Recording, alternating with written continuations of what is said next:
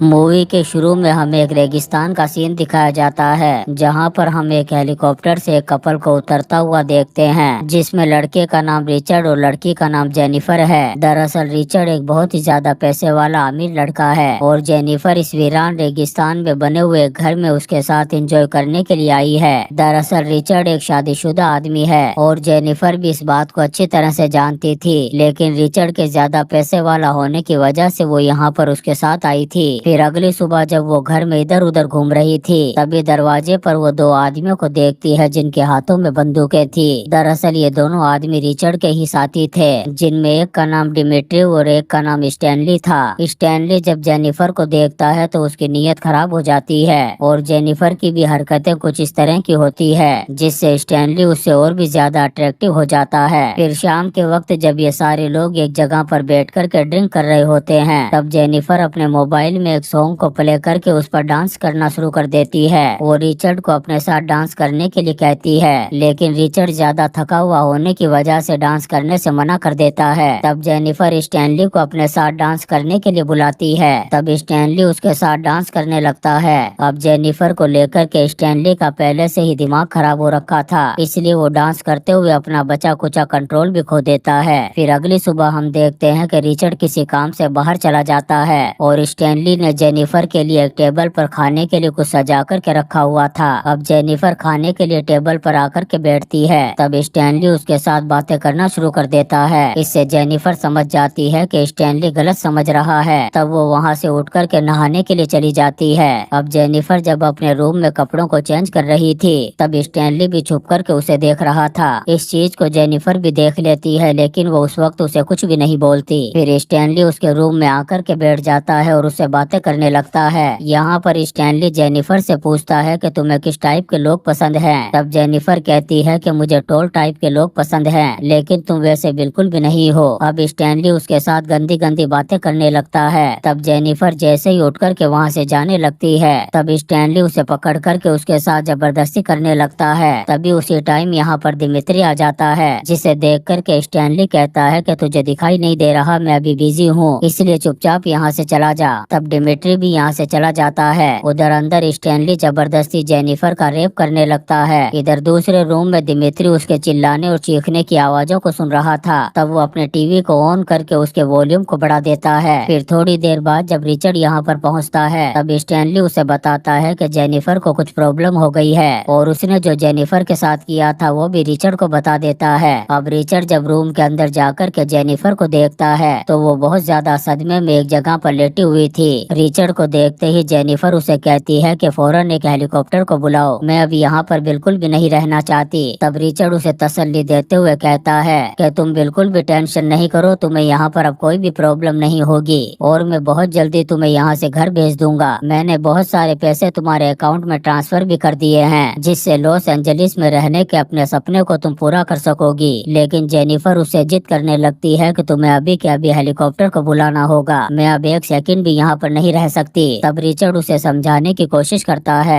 इससे जेनिफर को गुस्सा आ जाता है और वो उसे धमकी देते हुए कहती है कि अगर तुमने अभी हेलीकॉप्टर को नहीं बुलाया तो मैं तुम्हारी वाइफ को कॉल करके सारी सच्चाई बता दूंगी। ये सुनकर के रिचर्ड को भी खतरनाक गुस्सा आ जाता है और वो जेनिफर के मुंह पर एक जोरदार थप्पड़ मार देता है और उसे धमकी देते हुए कहता है कि आइंदा से मुझे डराने की कोशिश की तो साली को यहीं पर जिंदा जमीन में गाड़ दूंगा। इतना कहकर के वो जैसे ही रूम से बाहर जाता है तभी जेनिफर मौका देख कर के यहाँ से भाग जाती है। रिचर्ड उसे भागते हुए देख लेता है और उसका पीछा करना शुरू कर देता है। तभी स्टैनली और डिमिट्री भी उन्हें भागते हुए देख लेते हैं। तब वो भी उनके पीछे जाने लगते हैं। उधर जेनिफर को बिल्कुल भी समझ में नहीं आ रहा था कि आखिर जाना किधर है, वो बस भागते जा रही थी। उसे समझ में आ गया था कि ये लोग उसे कच्चा चबा जाएंगे, इसलिए वो कैसे भी करके उनके चंगुल से निकलना चाहती थी। अब जेनिफर भागते भागते खाई के करीब पहुंच जाती है, जहां से आगे जाने का कोई भी रास्ता नहीं था। तब रिचर्ड पीछे से आकर के उसे आगे बढ़ने से मना करता है। फिर वो स्टैनली से फोन लेकर के चॉपर के लिए कॉल करता है। फिर जेनिफर को बताता है कि 30 मिनट में चॉपर यहाँ पर आ जाएगा। ये सुनकर के जेनिफर भी रिलैक्स हो जाती है, लेकिन उसे नहीं पता था कि यहाँ पर तो कुछ और ही उल्टा होने वाला है। तभी रिचर्ड अचानक से जेनिफर को धक्का देकर के उस खाई में गिरा देता है, जिससे जेनिफर उस खाई में लगे हुए एक पेड़ पर जाकर के गिरती है और उस पेड़ की लकड़ी उसकी बॉडी के आर पार हो जाती है। अब इससे रिचर्ड को लगने लगता है कि कि जेनिफर की मौत हो गई होगी। इस चीज को देख कर के स्टैनली और डिमिट्री भी बहुत ज्यादा डर गए थे। यहाँ पर रिचर्ड स्टैनली से कहता है कि अगर ये साली जिंदा रहती तो तुम्हें जेल हो जाती और मेरी वाइफ को भी मेरी अय्याशियों के बारे में पता चल जाता। फिर ये तीनों यहाँ से वापस घर पहुँच जाते हैं, लेकिन स्टैनली को अभी भी समझ में नहीं आ रहा था कि आखिर रिचर्ड ने ऐसा क्यों किया। वो रिचर्ड के पास आकर के जेनिफर का रेप करने के लिए सॉरी कहता है। तब रिचर्ड कहता है कि कौन जेनिफर, हम किसी भी जेनिफर को नहीं जानते। उधर हम जेनिफर को देखते हैं जो बहुत बुरी हालत में उसी पेड़ पर लटकी हुई थी। उसके जिस्म से खून बह रहा था और बहुत सारी चींटियां उसकी बॉडी पर चढ़ी हुई थी। तभी जेनिफर की बॉडी हरकत करने लगती है, जिससे हमें पता चलता है कि वह अभी भी जिंदा थी। तभी वो एक लाइटर को देख लेती है, जिसे कोशिश करके उठा लेती है और जो लकड़ी उसकी बॉडी से आर पार हो चुकी थी वो उस लाइटर से उसे जलाकर के आजाद हो जाती है। उधर हम उन तीनों को देखते हैं जो जेनिफर की लाश को देखने के लिए उस तरफ आ रहे होते हैं, ताकि ये कंफर्म हो जाए कि उसकी मौत हो चुकी है। जब जेनिफर उन लोगों को अपनी तरफ आता हुआ देखती है तो रेंगते हुए एक दीवार के पास जाकर के छुप जाती है। जब ये तीनों उस जगह पर आकर के ऊपर से नीचे देखते हैं तो इन्हें जेनिफर कहीं भी दिखाई नहीं देती। जब ये नीचे उस जगह पर जाकर के देखते हैं तो इन्हें वहाँ पर खून दिखाई देता है जो एक पानी के तालाब की तरफ जा रहा था। इससे ये लोग समझ जाते हैं कि जेनिफर अभी भी जिंदा है। अब ये तीनों अलग अलग होकर के जेनिफर को ढूंढना शुरू कर देते हैं। फिर हम डिमिट्री को देखते हैं जो एक जगह पर बैठ कर के टॉयलेट कर रहा था। तभी उसके पीछे जेनिफर आ जाती है और उस पर गन पॉइंट कर देती है। अब वो जैसे ही गोली चलाने के लिए ट्रिगर दबाती है तभी उसे पता चलता है कि वो गन लोडेड नहीं थी। फिर डिमिट्री रेडियो पर अपने साथियों को बता देता है कि मैंने जेनिफर को पकड़ लिया है। इधर जेनिफर मौका देख कर के डिमिट्री पर हमला कर देती है और इन दोनों के बीच में घमासान WWE की फाइट हो जाती है। यहाँ पर जेनिफर कुत्ते की तरह उसकी धुलाई करते हुए एक चाकू से उसकी आंखों पर वार कर देती है, जिससे डिमिट्री की आंखें फूट जाती है और वो पानी में जाकर के गिर जाता है, जिससे उसकी नासा के रॉकेट में सीट कंफर्म हो जाती है और वो तड़प तड़प करके दर्दनाक मौत मर जाता है। अब जेनिफर डिमिट्री की गन और उसकी गाड़ी लेकर के गुफा में पहुंच जाती है और वहां पर आग जला करके अब वो रिलैक्स महसूस कर रही थी। फिर थोड़ी देर आराम करने के बाद जब उसकी आंख खुलती है तो उसे बहुत ज्यादा दर्द महसूस होता है, क्योंकि वो लकड़ी का टुकड़ा अभी भी उसकी बॉडी में घुसा हुआ था। फिर जेनिफर अपने पास रखे हुए एक ड्रग्स के पाउच को निकालती है जो उसे रिचर्ड ने अपने पास रखने के लिए दिया था। तब जेनिफर उस पाउच को ओपन करती है और हिम्मत करके उस ड्रग्स को खा लेती है, लेकिन ये ड्रग बहुत ज्यादा पावरफुल और खतरनाक था, जिसे खाने के बाद जेनिफर को बहुत ज्यादा नशा चढ़ जाता है और फिर उसे चीखने चिल्लाने नाचने गाने की आवाजें सुनाई देने लगती है।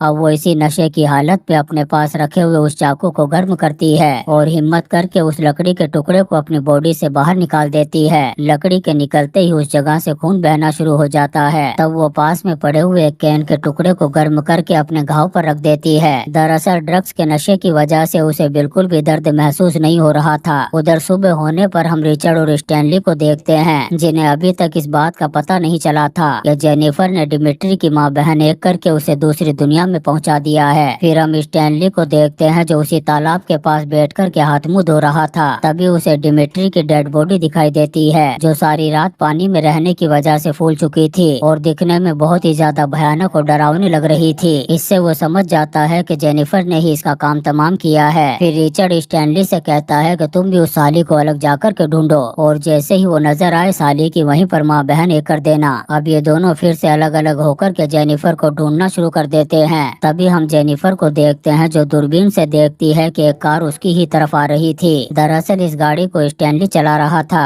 थोड़ी दूर जाने पर उसकी गाड़ी का फ्यूल खत्म हो जाता है। तब वो नीचे उतर कर के अपनी गाड़ी में फ्यूल भरने लगता है। तभी जेनिफर अपनी बंदूक से उस पर निशाना लगा कर के गोली चला देती है। तब वो गोली स्टैनली के कंधे पर जाकर के लगती है। तब वो अपनी जान बचा कर के भागने लगता है और अपने खून को रोकने के लिए अपना शॉक्स उतार कर के उस जगह पर लगा लेता है। अब जेनिफर भी मौत बन कर के उसे ढूंढ रही थी। तभी अचानक से स्टैनली उसके पीछे आता है और गोली चला देता है, लेकिन निशाना चूकने की वजह से वो गोली उसके कान को छू कर के निकल जाती है और उसका कान कट कर के नीचे गिर जाता है। अब स्टैनली अपनी जान बचा कर के भागता है और एक गाड़ी में जाकर के बैठ जाता है। फिर वो गाड़ी को स्टार्ट करता है और तेज स्पीड में जेनिफर की तरफ लाता है ताकि वो उसे टक्कर मार कर के मौत के घाट उतार सके। ये देख कर के जेनिफर उस पर गोलियां चलाना शुरू कर देती है। तब बहुत सारी गोलियां तो मिस हो जाती है, लेकिन आखिरी गोली स्टैनली के भेजे में जाकर के लगती है, जिससे ये भी चंद्रयान में बैठ कर के दूसरी दुनिया का मुसाफिर बन जाता है। और अब सिर्फ रिचर्ड बचा हुआ था।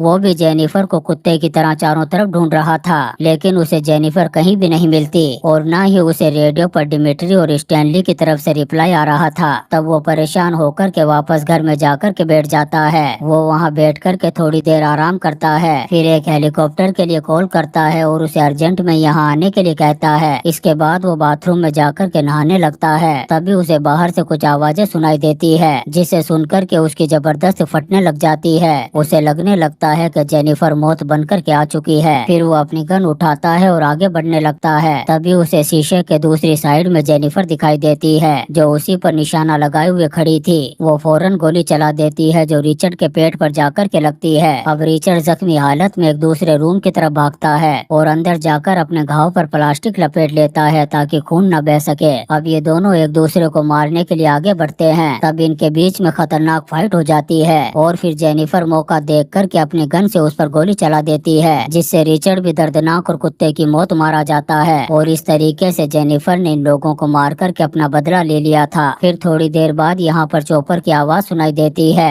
और इसी सीन के साथ ये शानदार मूवी रेवेंज खत्म हो जाती है। दोस्तों, हम आपके लिए ऐसी ही इंटरेस्टिंग मूवीज एक्सप्लेन करते रहेंगे, तो आप चैनल को सब्सक्राइब जरूर करें और लाइक और कमेंट्स भी करें। Thank you.